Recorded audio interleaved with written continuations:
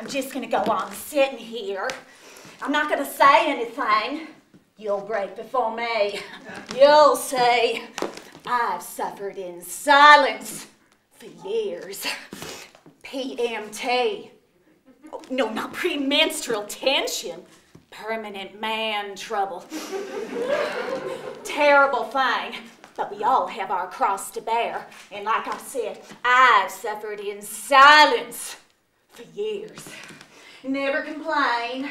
There's never anyone who'd listen. Never moaned. You'd never hear a peep out of me. Not even with my eating disorder. Oh yes, reverse bulimia. I looked it up on the thingy, Googled it on the worldwide, what you call it, reverse bulimia. That's what I got. All the symptoms are there, and I got every one. You see, every time I eat, especially chocolate or cake or chocolate cake, every time I eat, I put on weight. And when I do, I look in the mirror and I'm convinced, utterly convinced that I see a fat person. But do you see me complaining? Do you hear me moan? I suffer. Lord knows I suffer. But I suffer in silence, like a saint I am. Modern day saint, if I say so myself. Which I don't, well, not out loud. And then there's me being diagnosed as a nympho. No, not like that, dear me, no. NMPHO, not my personality, honest, okay? Nympho, that's what the doctors call it. I'm just sensitive. That's what attracted me to Zen. Oh yes, I was a Buddhist for a while, then a Jew, a Muslim, a Catholic, a fruitarian. Well, that's not exactly a religion. Fruitarians just eat fruit, that's it really. Harm no living thing, our body's our temple. Yeah, well, not in my case really. My body was less a temple and more a bouncy castle, really.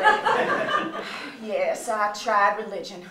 And when that didn't bring me solace, I turned to self-harm.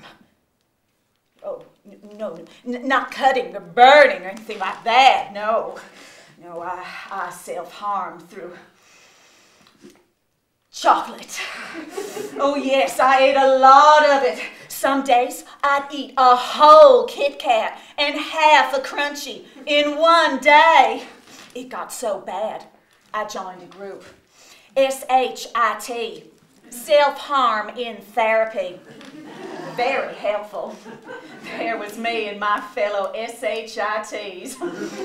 M.A.D, who self-harmed by reading nothing but women's magazines and taking every survey they offered. Well, don't tell me that's nothing. You try taking 10 surveys a week on pick your perfect partner. Well, enough to drive anyone, well, you know. And then there was Frances. She was French. And if that wasn't bad enough, she self-harmed by not just watching celebrity chefs on TV and buying their books, but by actually trying to follow their recipes. All of them. It's not something funny. You try watching Jamie Oliver and Gordon Ramsay straight for 3 hours without wanting to do yourself harm. And then there was Olenska.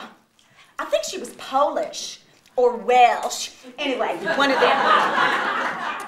One of those depressing post-Cold War foreign places anyway.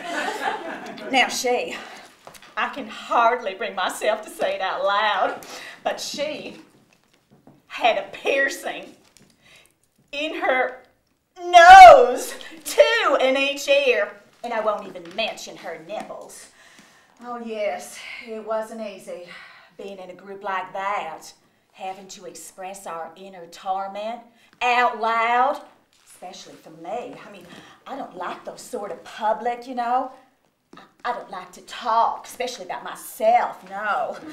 No. After all, I've suffered in silence for years. It's just the cross I have to bear, I guess. I'm just a martyr to my own crap. Oh, I'm not being rude. No. Crap as in C-R-A-P. Woo! Contained realization of abnormal psychology. Yeah, that's me all over. Suffering in silence for years with my C-R-A-P. Well, I could go on, but I don't like to talk about myself, especially not in front of. No, I'll just go on sitting here saying nothing. I'll just go on sitting here. I'm not going to say anything. You'll break before me. You'll see. I've suffered in